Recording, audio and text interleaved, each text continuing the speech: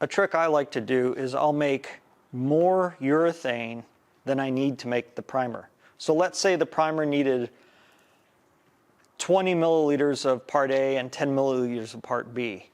So that makes 30. That's going to be so 30 milliliters of urethane is going to be added to 7 times that, or 210 milliliters of water. 210 plus 30 is 240. That's about 8 ounces. And it looks like I'm just about at 5 minutes, which is good. You can let this sit longer, but don't rush it. Wait the full 5 minutes. So what I'm going to do is I'm going to pull out, let's see, I know when I did my mix calculator, I estimated that to be about 8 square feet. It's not quite 8 square feet, but you wave your hands, it's about 8 square feet. If I look on my chart, for a prime coat, I don't need very much at all.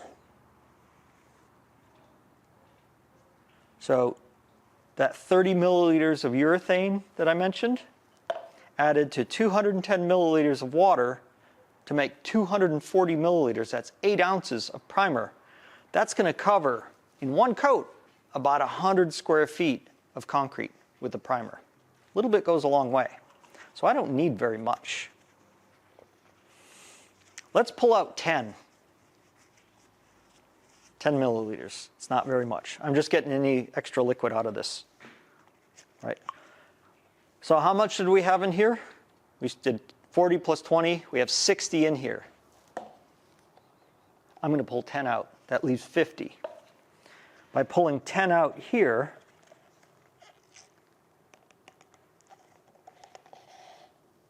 that's still doing its thing. It's still reacting.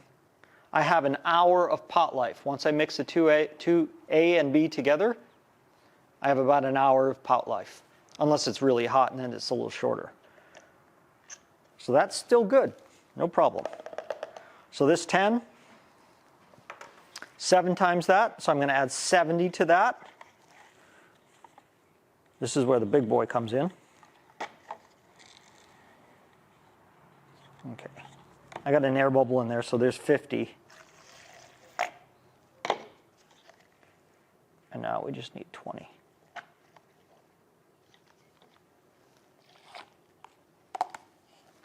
So now this is my primer. I'm going to put this in here. See how good I am at pouring.